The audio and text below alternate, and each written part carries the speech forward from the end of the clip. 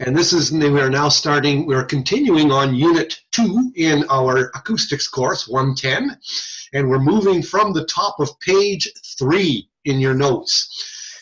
Just kind of something interesting here. Okay, let's just take a look-see at the good old notes. We will share screen and look at where we are, and then we'll take a running start here.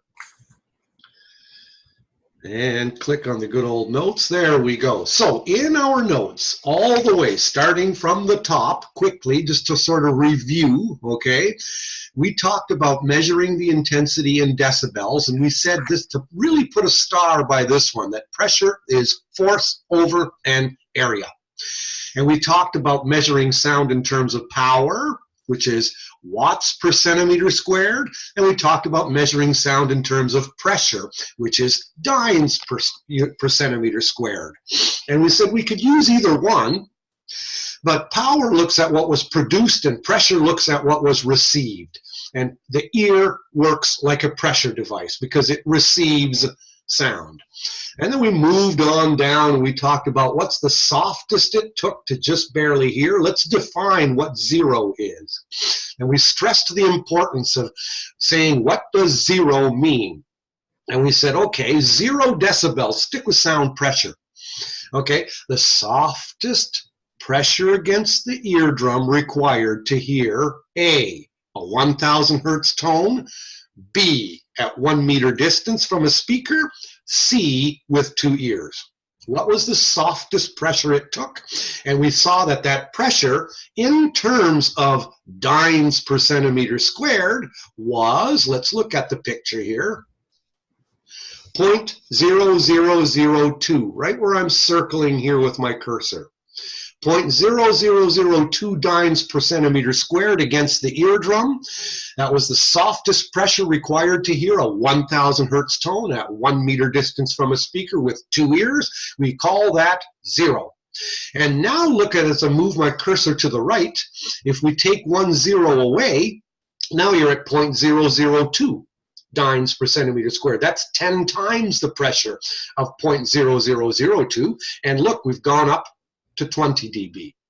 And when we increase the pressure by 10 again, you've gone up now to 40. And so on until you got up to 200. Now 200 is 1,000,000 times more than 0.0002. Every time you move the decimal over by 1, you've gone up to 20 dB. So to the top of page 3 in our notes, carrying on, boom, buddy, boom, buddy, boom, buddy, boom. Right to here. This is where we got to last week. Stay with dB sound pressure level. To summarize the formula for dB sound pressure level, dB-SPL is 20 times the logarithm of some ratio. And I'm graying it out here. Note the 3 parts. 20 times the logarithm of a ratio. And the ratio is always going to have as the bottom number 0.0002. So again, to calculate any ratio, you've got to know what the bottom is. That's why I'm using the computer audio here. Is something odd now? I keep losing you. You keep freezing up. Yeah, I had some message that way too. I'm not sure what that was. Let's see if I can share screen again and see if we can come back. Do you see this page now again? Yes. Good, huh? Must have just been some ghost in the machine. We'll stick with it here.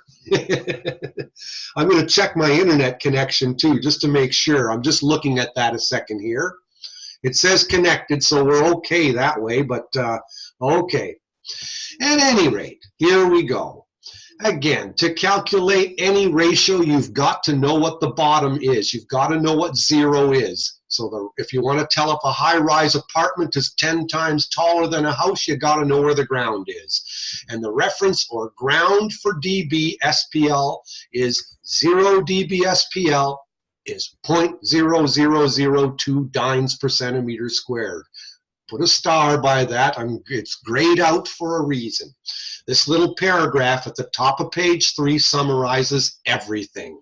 Each time you increase the dB-SPL by a factor of 10, and SPL is just sound pressure level, Every time you increase that pressure level in dynes per centimeter squared against the eardrum, you go up by 20 dB. So here's an example, all right, where I'm graying out, a little example given. So for example, what's the dBSPL for 20 dynes per centimeter squared? If you wanted to take 20 dynes per centimeter squared against the eardrum, what dBSPL is that? Well, look below.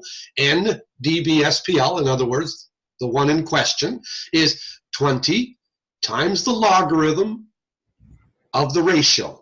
So 20 over 0.0002, and that's right where I'm graying out, right here. Take that ratio, because remember the bottom number is always 0.0002. That's our reference. That's our ground. So 20 divided by 0.0002 equals 100,000. So what's the logarithm of 100,000? Well, let's look here. 100,000. How many times does 10 have to be multiplied by 10 to equal 100,000? Well, 10 times 10 is 100, times 10 is 1,000, times 10 is 10,000, times 10 is 100,000. 5. The logarithm here is 5. So, what's 20 times 5? 100. So there's your answer, 100 dBSPL, right there. And if you look at the table or at the graph, 20 dynes per centimeter squared, follow my cursor, is 100. Okay, and that's the formula in this unit. So let's carry on in our notes then. Let's move on down the page. So let's go to here now. They put an X or a star right by that section here. Look what it says. Due to logarithms, doubling the sound pressure levels does not double the decibels. It's not like simple arithmetic. It's because it's got logarithms in it. For example, if I double the sound pressure level represented by 20 dBSPL, I don't get 40. Okay, you actually get about 26. And that's only if both sounds are equal in frequency and phase. So if you took a sound, and I'll just stop sharing for a second and just look at you. If I took 1,000 hertz tone and it was 20 dBSPL, and I took another 1,000 hertz tone and it was 20 dBSPL, and I put them together, the answer isn't 40, it's 26. Okay, and so that's only if the frequencies are the same. So again, if I took a 2,000 hertz tone at 40 dBSPL and another 2,000 hertz tone at 40 dBSPL, you stick them together, you don't get 80, you get 46. So if you double the sound pressure level, you go up by 6 dB. And that's because of the stinking logarithms underneath. Okay? Now remember that doubling corresponding to going up by 6 only occurs if the two frequencies are the same. Okay? If the two frequencies ain't the same, you don't even go up by 6. So here's an example.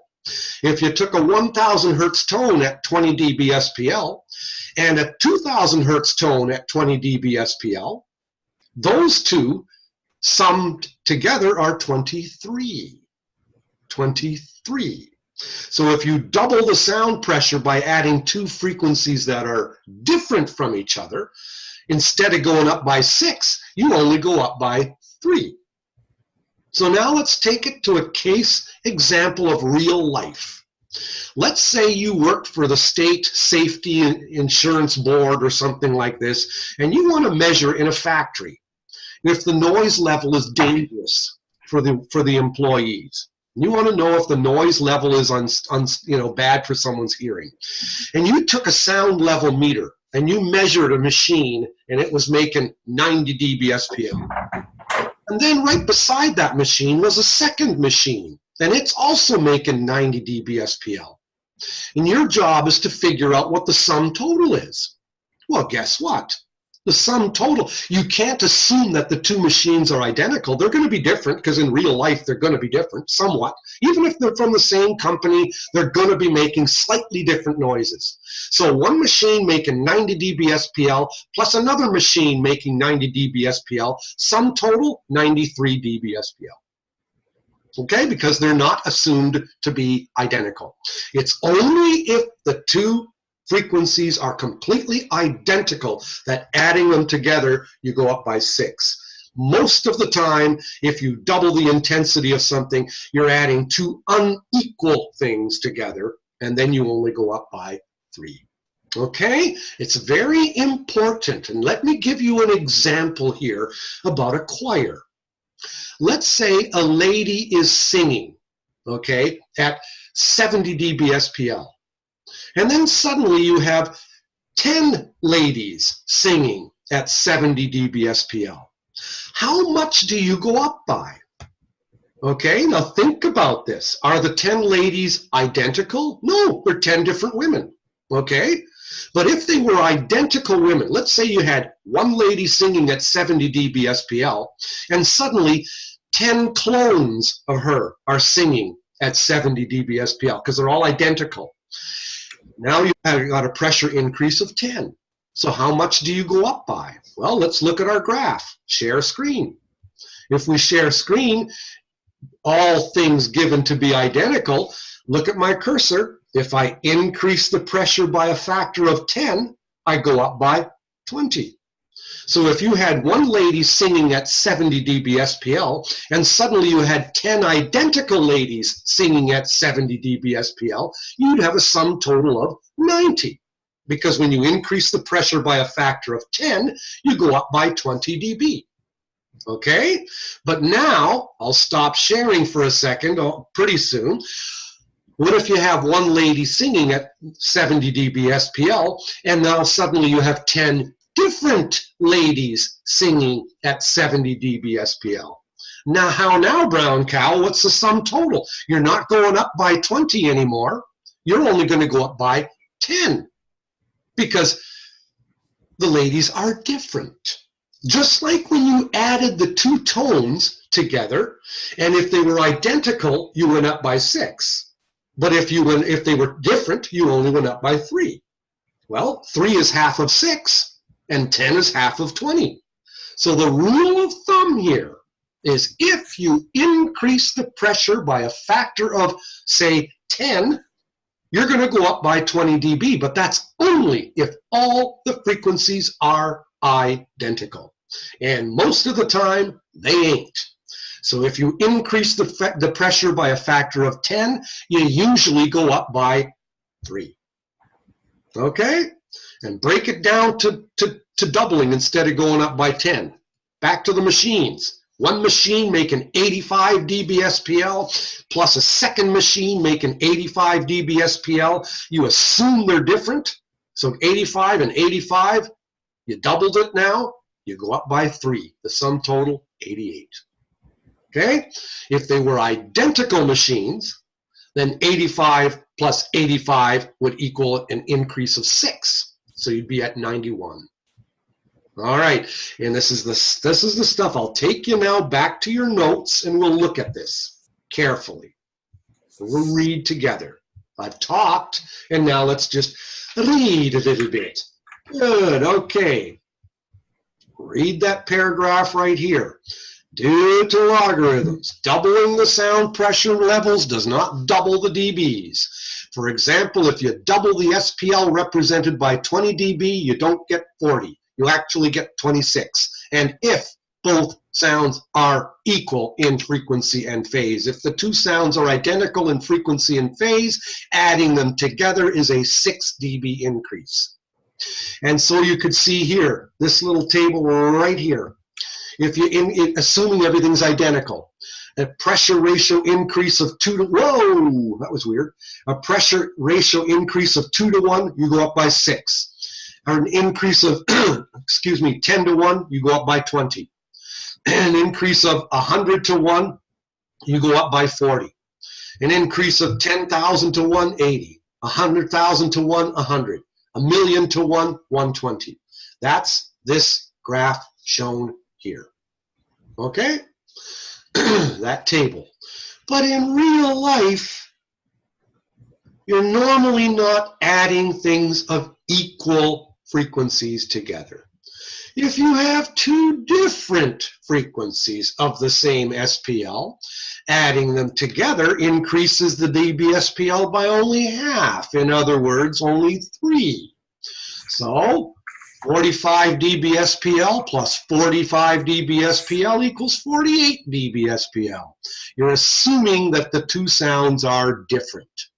So for example, one guy is talking at 65 dBSPL, 10 identical guys talking at 65, that would be a 20 dB increase to 85. Recall, a 10-fold increase corresponds to a 20 decibel increase.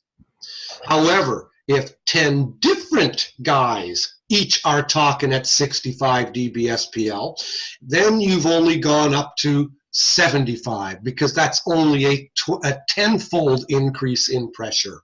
Just like 3 is half of 6, 10 is half of 20. So if a person sings at 70 dBSPL, what's the total dBSPL of a choir of 100 people singing, each at 70? Okay? And you can't go 100 times 70, or you're going to end up with 7,000 dBSPL. That's going to blow people's eardrums out. Read below. If it says if they were all identical, the increase would be 40 dB for a total of 110. But in real life, bottom sentence, they are different people. So the increase is actually only half of that, 20 dB, for a sum total of 90. So in all real life, one person in a choir sings at 70, 100 people singing in the choir, excuse me, the sum total, 90. Okay? Think of church, you got a choir, one person singing at the front by the pulpit, 70 dBSPL. Now 100 people are singing in the choir behind that person, sum total, 90. Okay, and it's all because of logarithms. Just memorize the fact that if you increase the pressure by a factor of 10, you go up by 20 dB. And that's only if things are all equal. So if you had a 1,000 hertz tone and you increased its pressure by 10, you'd go up by 20 dB. And if you had a 1,000 hertz tone and you increased its pressure by a factor of 2, you'd go up by 6. Because the tone is identical. But if you took 1,000 hertz tone of 10 dBSPL and another 1,000 hertz tone at 10 dBSPL, added them together, yep, you'd go up by 6 because the frequencies are the same. But if you have a 1,000 hertz tone at 10 dBSPL and a 1,500 hertz tone at 10 dBSPL, add them together, you no longer go up by 6. You go up by 3. Good. Good. All right.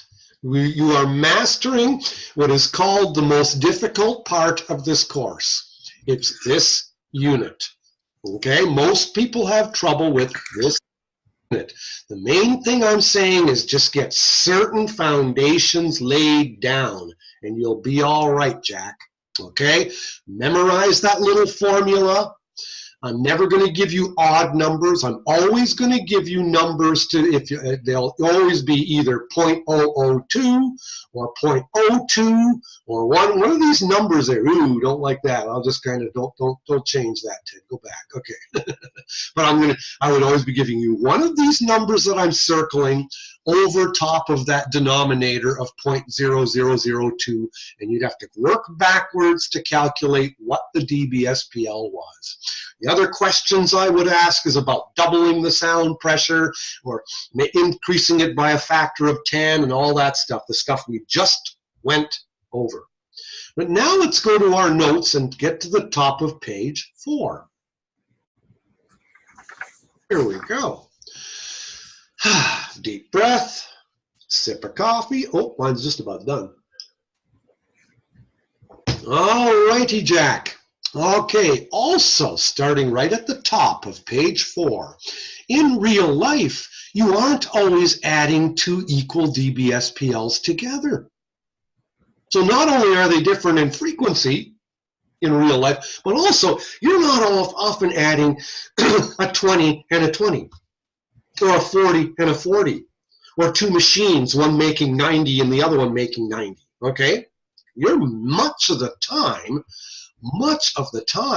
you might be adding, you got a machine making 90 dBSPL and another machine making 60 dBSPL. So not only now are the frequencies different, but the amounts are different.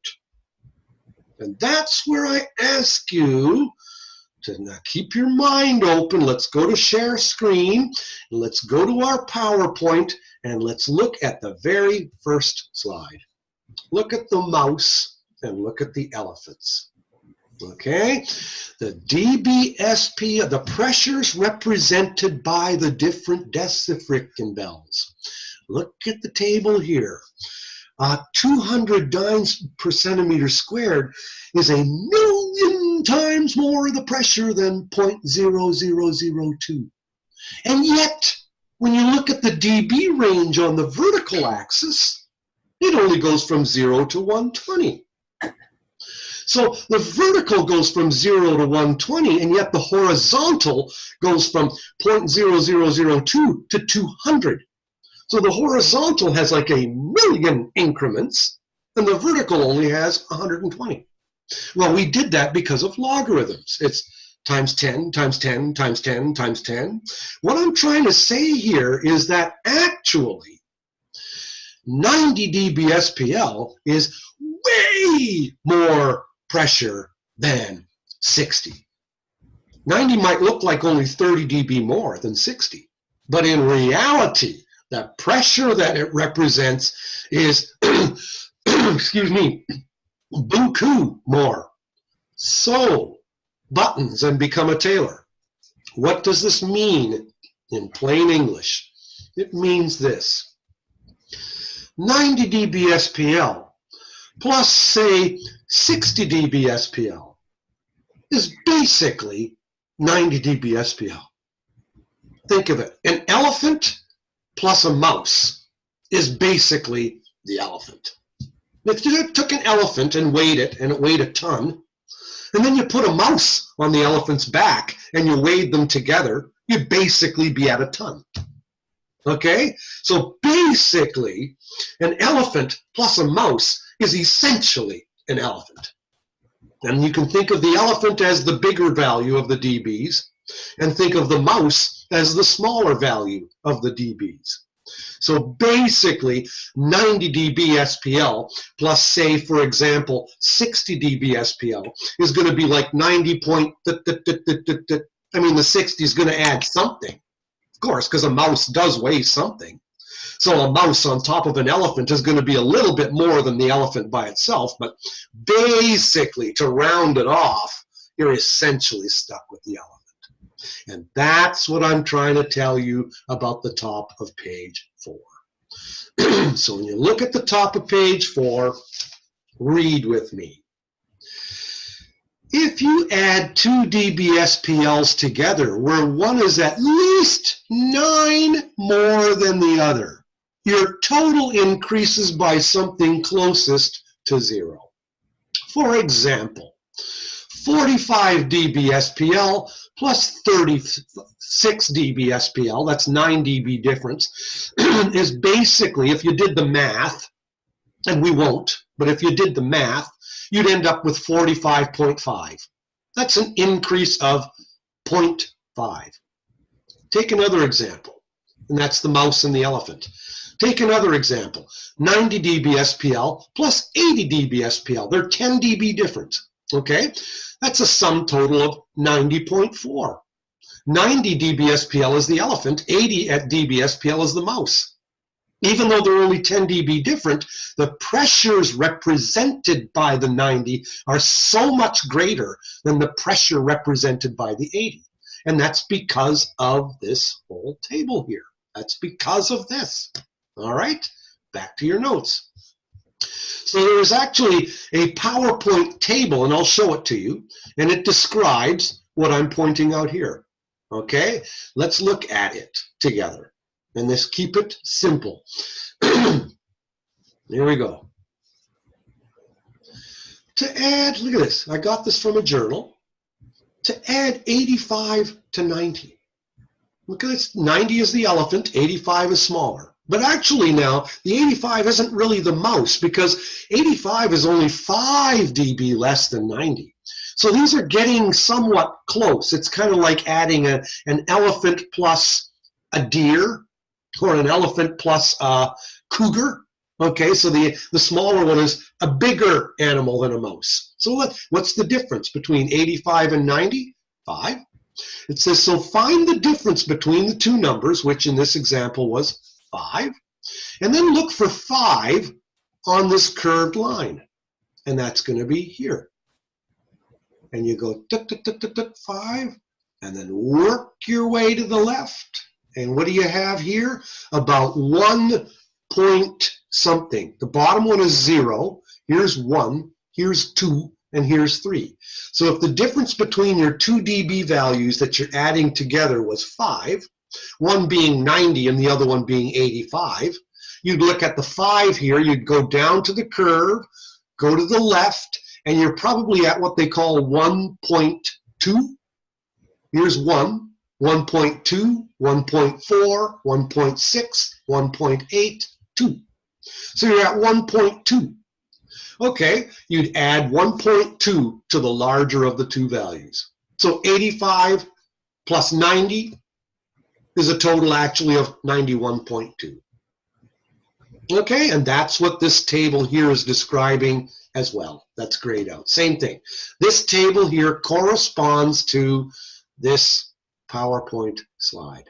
So now just to recap, we've done 3 things here over the past 20 minutes. We have talked about what happens about, whoops, let me go up here. We have talked about doubling things when they're identical. We've talked about, and that's all for this, increasing the pressure by 2 to 1, 3 to 1, 4 to 1, 10 to 1. That's providing everything's identical. And then we went to point number 2, where things are not necessarily identical in terms of frequency and phase. And then we took a third step and we said not only are they not identical in frequency and phase, but they might also be of different dB values together. Okay, and that was the purpose of this little table here. Okay, move along to this one here. We're going to spend a little bit of time looking at this one here. There's 2 things to get together here: absolute and relative dB values. Absolute values, relative values. Put a star by this section. This is another very important little piece of intensity info. As we've seen, read with me, as we've seen, we can't simply add 2 dB SPLs together like 1 plus 2 is 3.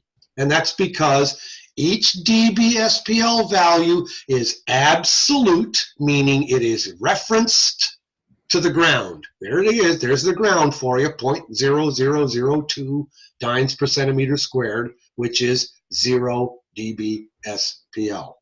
The ground. The ground being this corner. Okay, that's the ground, right where I'm pointing. Back to your notes. Each dB SPL value is referenced to that ground. So you can't add 90 plus 90 doesn't equal 180. A machine making 90 dB SPL and another machine making 90 dB SPL, you've got to assume they're different. It's going to be a sum total of 93. Okay? In some situations, however, you can simply add or subtract them together, like 1 plus 2 is 3. We've gone over what you can't do. Let's look at now what you can do. Okay? Instead of being negative, let's look at the positives. Let's look at what we can do. You can add dBs together if you are adding a relative value to an absolute value. Now notice in this sentence the word relative is in italics and it just says dB. And notice in this same sentence, the word absolute is in italics, and it says dBSPL, not dB. Now, for example, I'm going to give you an example. Hearing aids, our field. Okay, and I'll stop sharing so you can look at me. You're wearing a hearing aid. I'll pull out of my drawer here, see if I can't find a hearing aid. Here, I got a bag of hearing aids for you. Here goes. Here's a big, ugly old hearing aid. I'm going to stick it behind my ear. Okay, now, sound coming to the hearing aid is called input. And that's coming into, and if you look at the screen here, it's coming in this little hole. Look at my picture here. See the top of the hearing aid has a little hole in it. Okay, right there. That's the mic. That's the microphone of a hearing aid. Sound coming into the mic of the hearing aid from the room, a baby crying, people talking, that's called input. Input sound to a hearing aid is always dBSPL. It's an absolute intensity. It is referenced to the ground, always. Okay, so it might be 60 dBSPL, it might be 40 dBSPL, it might be 90 dBSPL, but by gum, input is always an absolute decibel value, and we call it absolute because it is referenced to the ground. And what's the ground? 0 dBSPL. And what pressure does it represent? 0.0002 dynes per centimeter squared. Good. Then the hearing aid does something to that input, doesn't it? Hearing aids amplify sound. And amplification done by a hearing aid is called gain. What is the gain of a hearing aid? The gain of a hearing aid, the hearing aid might be adding 50 dB to the input. Maybe it's adding 20 dB to the input. Maybe it's adding 40 dB to the input, because that's what hearing aids do, is they amplify. So the amplification done by a hearing aid is called the gain. And the gain is never represented in dBSPL. The gain of a hearing aid is always represented in simple dB. Okay? So you have input coming into the hearing aid, X dBSPL, plus the gain of a hearing aid, which is Y dB. Okay? And the sum total is the output from the hearing aid. And the output from a hearing aid, if you will take a look at your screen with me, the output from a hearing aid comes out of the ear mold of the hearing aid. Now this one here just is apart. I'll stick it back together again. Let's get this puppy together. Here we go. So input to a hearing aid comes into the mic. The hearing aid provides gain. And now look really closely at that hole here that I'm showing you. That's the ear mold of a hearing aid. And that's where the sound's coming out. Okay? That's called the output. So input plus gain is output. And output is what's coming out of the hearing aid and smashing into your eardrum. Okay? Output's what's hitting your eardrum. So input plus gain equals output. And input is dBSPL, gain is simple dB, and output is dBSPL. So which ones are dBSPL? Input and output. Which ones dB? Gain. Which ones are absolute dB values? Which ones are absolute intensity values referenced to the ground? The input sound coming into the hearing aid and the output sum total sound coming out of the hearing aid. Which one is relative? Gain. And think about it. I can give 50 dB of gain to a 10 dBSPL input. I can give 50 dB of gain to a 20 dBSPL input. I can give 50 dB of gain to a 30 dBSPL input. And guess the good thing is, when you're adding a relative and an absolute together, you can, C-A-N, can do 1 plus 2 is 3. So 10 dBSPL input plus a gain of 50 dB equals a sum total output of 60. Oops, 60 dBSPL. 50 dBSPL input plus 50 dB of gain is a sum total output of 100 dB SPL. 50 and 50 is 100. Okay, 1 dB SPL input plus 2 dB of gain is 3 dB SPL output. Oh, I'm getting that little note here. Internet connection unstable again. Okay, we're back. Okay, so this is the point now. Read with me in our notes. In some situations, you can add or subtract dBs from each other, like 1 plus 2 is 3. If and only if you are adding a relative dB value to an absolute value. Let's check my internet connection, make sure we're good here, because I lost Karen there. Okay, here we go. So in some situations, you can add dBs together, like 1 plus 2 is 3. If you are adding a relative dB value to an absolute dBSPL value. And thank heavens that's our field, because we deal with hearing aids. And in hearing aids, input plus gain is output. And we do this every day. We are not people working for the state checking occupational health and safety. And we are not measuring machines with a sound level meter. Okay, we had to go over the hard stuff, though, in order to appreciate the good stuff. You had to eat your meat first before you could have your dessert. Okay, so we realize now what we can't do with decibels so that we can look at what we can do. And here you go. Hearing aids. Input plus gain is output. Input is always specified in dBSPL. Gain, or the strength of a hearing aid, what a hearing aid is adding to the input, is always specified in simple dB. And the sum total equals output, which once again is always represented in dBSPL. Back to this. Think of two identical machines, each making 90. 90 plus 90 is going to be 96. And guess what? That's a gain of 6 dB. 90 plus 6 is 96. Let's tie it together here. Think of two identical machines, each making 90 dB SPL. We learned earlier, if they're identical, doubling the sound pressure makes you go up by 6. Okay, so what was the gain there? 6, because 90 plus 6 is 96. You see, input plus gain is output. So if I'm adding a relative value to an absolute value, I can, C-A-N, add them up like 1 plus 2 is 3.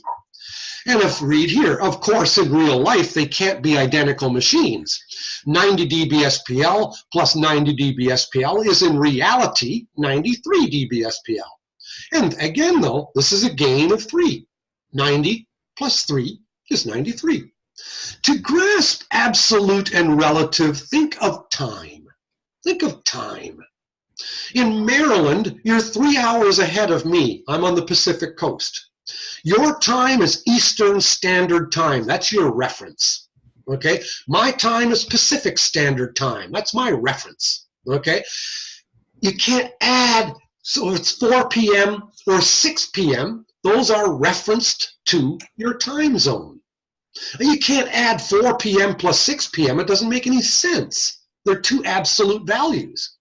But you can take a relative time value called 2 hours. I can add 2 hours to 4 p.m. and now it's 6.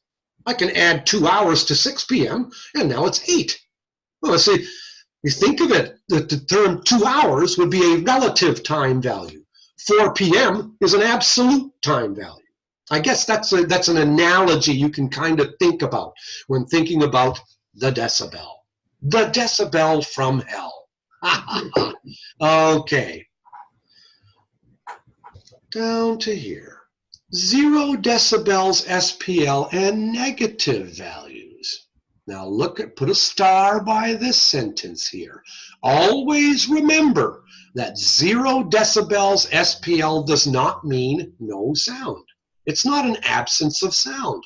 It's soft, but it's not an absence of sound. 0 dB SPL is the pressure of 0.0002 dynes per centimeter squared against the eardrum. And this is indeed something, even though it's tiny. So here you can actually have negative dB values like minus 20 dB SPL. And how do we get that in terms of pressure? Look where it's grayed out.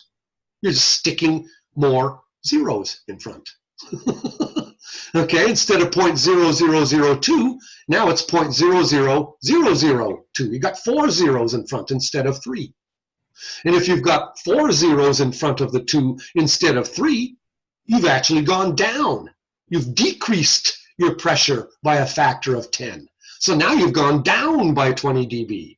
So as you go down by 20 dB, you simply add another 0 behind the decimal. So look what it says here. Minus 40 dB SPL.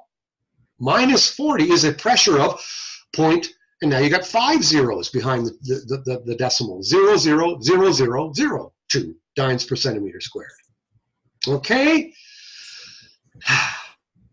Now we've eaten our meal. Now let's have some dessert. Now let's talk about, we've gone through the eye of the needle here. We've gone through the hard part. We are paying our debts to the decibel devil, okay? Now let us go to the dessert. Let's look at typical sound levels right here. And let's make these sound levels our friend. What is ambient room noise? If I shut my face here and sit in this room with the whir of my computer screen and I don't talk, I'm just listening to ambient room noise, that's about 35 to 40 dB SPL. We almost never hear down to 0. We're always hearing some sound.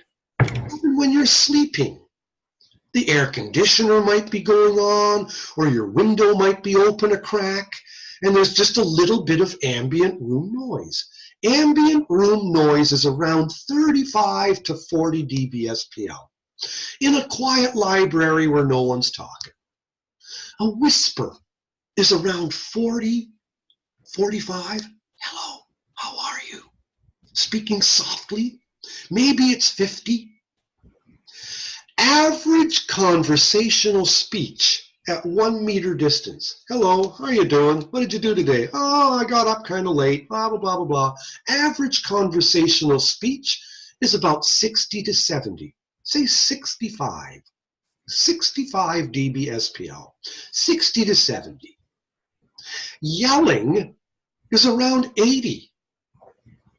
And once you get past 80, now you are in danger of causing noise-induced hearing loss. Noise-induced hearing loss is the second most common cause of hearing loss in the world. Okay? The most common cause of hearing loss in the world is presbycusis, hearing loss in the elderly. The trouble hearing treble. Oh, speaking of that, check this out.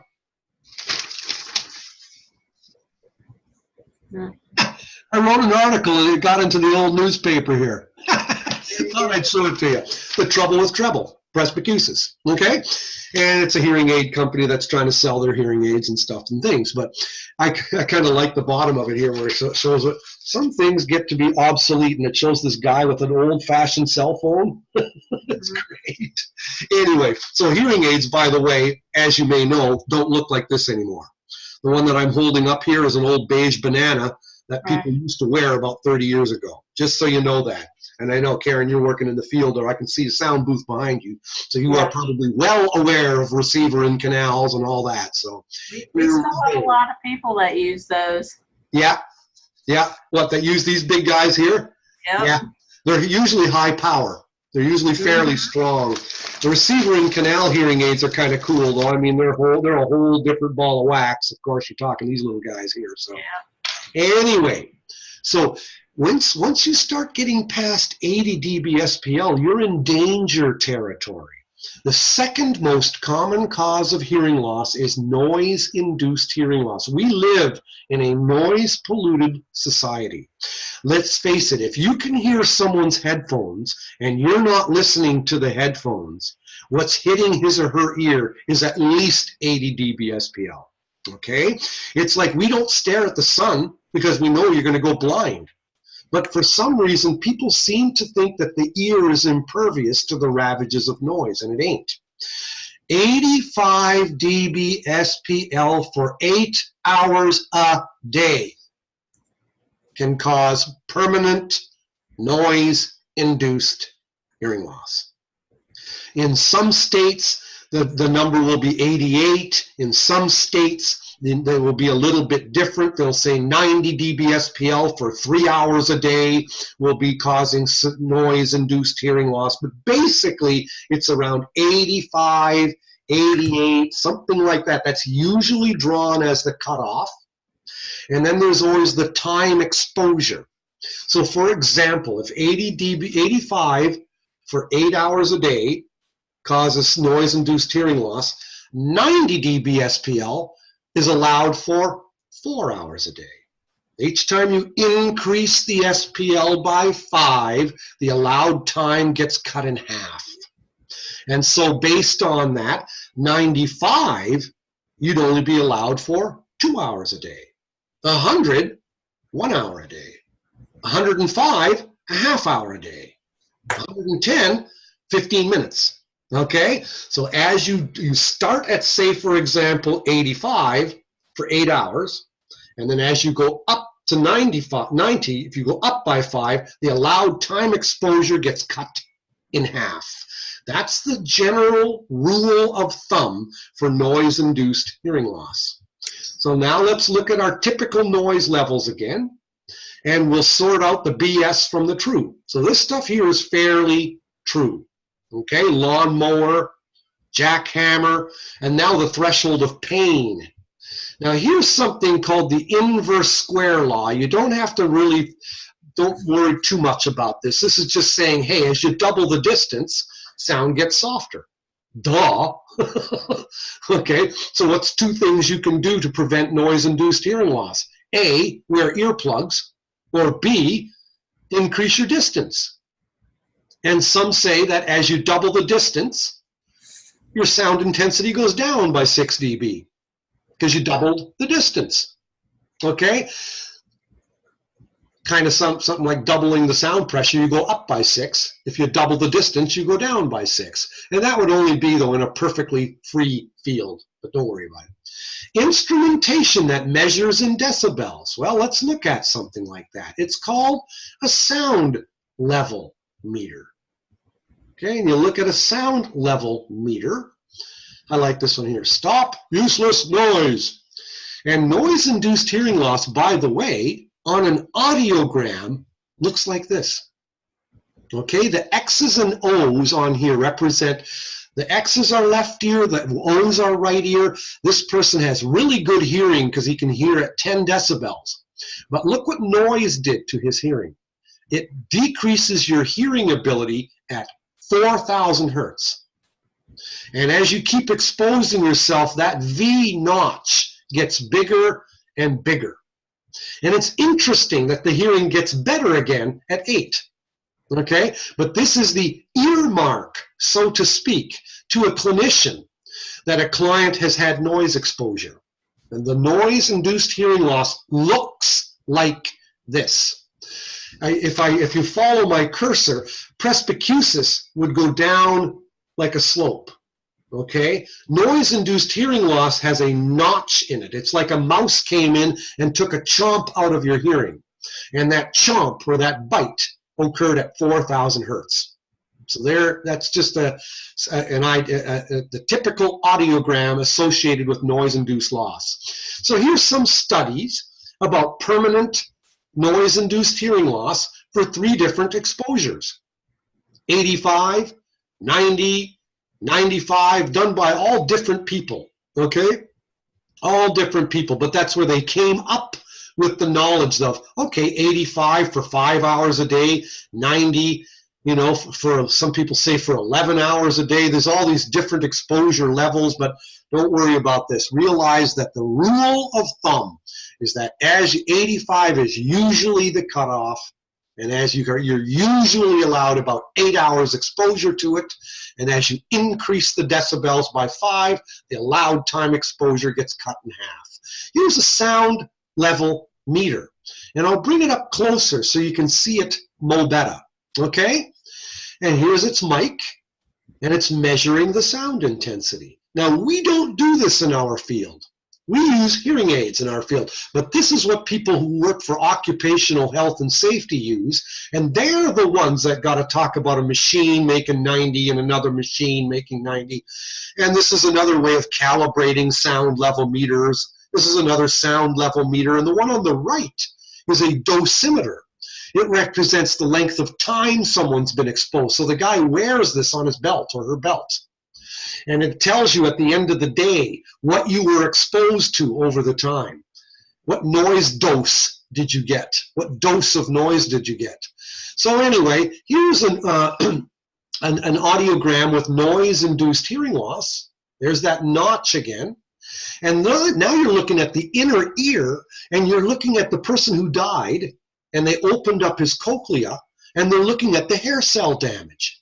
And you can see that as they opened up the cochlea, the nerve fibers, the hair cells were fine here. They were fine here. But as you got to the base of the cochlea, where the high frequencies are, all the hair cells were dead. And what's really interesting is a hunter. Here's a hunter. Now, hunters shooting with a rifle, okay, if I'm right-handed, my left ear is going to have more exposure to the gun. If I'm left-handed, my right ear is going to have more exposure to the gun. So when they examined this hunter who died, and they found out that the hair cell damage in his right ear was less than the hair cell damage in his left ear. So he must have been a patient who was a hunter, and you can see that the asymmetry of the loss shows that he was right-handed. Kind of interesting. So just something I wanted to show you. But now let's go back up here and just kind of summarize the crap from the truth, okay? So this is a picture talking about various noise levels. So here's a picture. Some pictures are better than others. Look at this one here. This is BS. I don't like this one, okay? Oh no, this is true. Faintest sound heard by a human ear, 0. Yep, that makes sense. A whisper in a quiet library, I'd say a little more than 30. 35 to 40. Normal conversation, I'd say about 60 to 70. Okay, but now you're getting into the 90s, the 100s, the 115, and now to the threshold of pain. And here, the pamphlet is meant for the lay public. And look at this. DB should read DBSPL. And a quiet library should be 35 to 40. And a whisper is actually about 50. And normal conversation is actually between 60 to 70. The rest is fairly accurate. And actually, Meade Killian is a brilliant man. He's a big figure in our field. He's retired, but this was meant for the lay public. Here's another piece of weirdness, though. I mean, all of these give you these different examples of intensities and things like that. But so it's really, really filled with all kinds of detail. I leave that to your own reading. I think the most important thing is to memorize what the intensity of average conversational speech is, what's the intensity of a whisper, what's the intensity of a yelling, and where does noise-induced hearing loss begin? And what's the allowed time exposures in general? Have a read of some of the slides. It's good for us, okay? And again, more about sound levels and the human response to it. This is talking about really, really loud sounds in dB. Loud, loud, loud. Many people talk about dBA. See that A there? You know where that comes from? That comes from Canadians saying A. No, it actually comes from, and I'm just going down to this picture, way down here. Don't get a seizure, okay?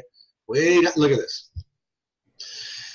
The curves. And you're going to learn more and more about this as we move through this field, okay?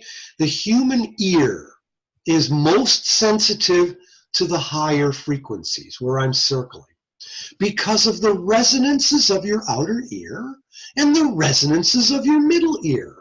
Because of that, we have the greatest hearing sensitivity between 1 and 4,000 hertz. We don't have as much sensitivity, look where my cursor is here, for the low frequencies.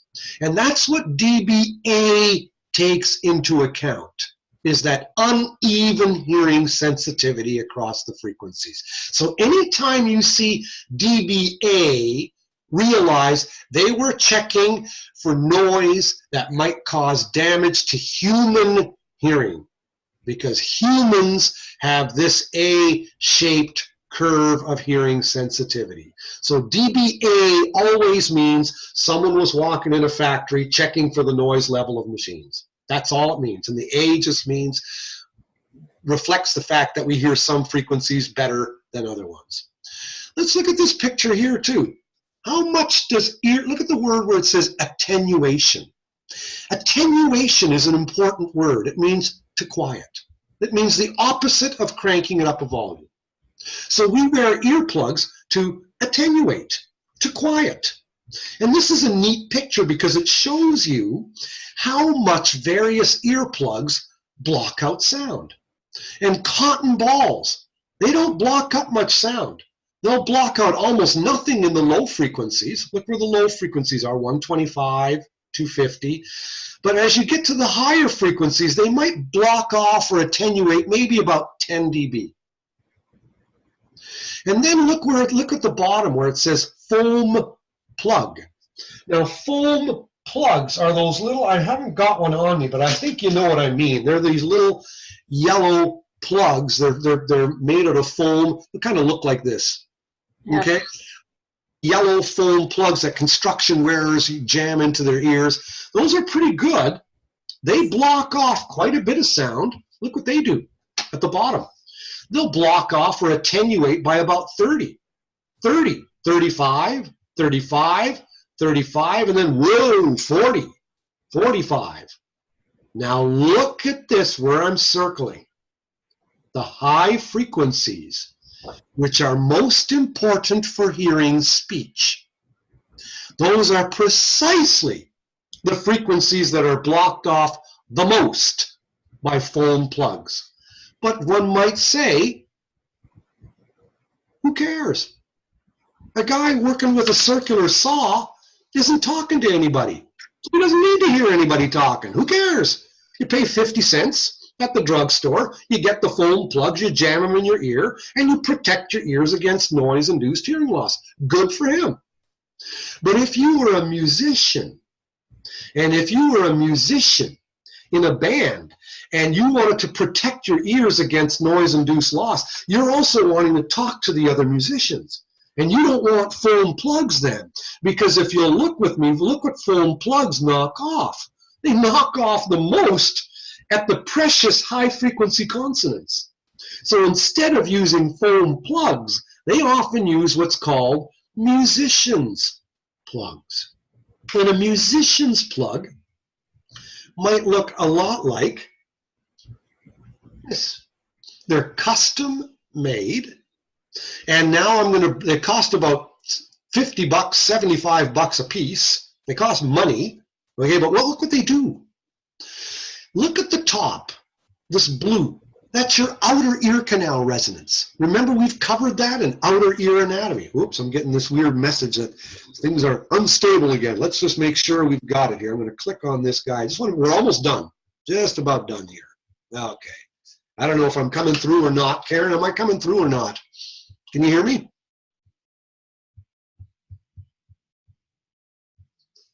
Let's see. Karen's now, okay. Can you hear me now, Karen? Yep, I'm back. Okay, good. I know it's weak internet connection. I think next week I'm going to hook up by a direct Ethernet cable instead of using Wi-Fi. It's probably better. At any rate, okay, back to sharing screen here. Musicians, you look at this blue. That's the open unaided ear canal resonance that we studied in anatomy class in 120, outer ear canal resonance. The genius of musicians' earplugs is that they preserve that. They just reduce it. In other words, they just plug up the ear, but they preserve that shape of that resonance. And therefore, the person now wearing these earplugs gets a more even way of reducing across the frequencies. Okay, without that big drop off in the high frequencies. So musicians' earplugs are usually way more expensive than other ones. All right, we've covered a lot here. We're basically done. All the typed writing that you'll see in the notes, we've talked about here. Sound level meters, audiometers, you can read that for yourself. They test hearing at 6 to 7 pure tone octave frequencies. Each time you double the frequency, you go up 1 octave. So we test on audiometers at these 7 frequencies. Note our best hearing is actually between 1 and 4,000 hertz. We'll talk more about that later in other sections, but allowable noise exposure, earplugs attenuate, musicians' earplugs, and what's with this DBA business? So basically, we are essentially done Unit 2 on the decibel from hell. Consider this probably, the most cerebral, it was probably the most difficult unit. I think well, I'll let you speak for yourselves anyway, but now you're done Unit 2. Next week, we're going to begin Unit 3, and that's complex sounds. We'll spend 2 weeks at least on Unit 3. And when we get to complex sounds, we're going to really be looking at speech. We're going to be looking at the acoustics of speech. And we'll be talking about its frequency that you covered in Unit 1, and we'll be talking about its intensity, which we've covered in Unit 2. So now you've got 2 handles on sound, frequency and intensity. We know what hertz is. We've got dB down. So now we can talk about complex sounds like speech. And what are these guys doing to speech? Okay? So that's the most important sound we care about as human beings is conversational talking. And we'll talk about what's not that, noise. We'll talk about noise. How does noise, what's the definition of noise? Things like that, stuff and things, things and stuff. My hour is up. Thank you so much for attending. And I'm hoping that the rest of the class tunes into this puppy later on at his or her convenience. I'll stop here. Live long and prosper. See you later. Okay.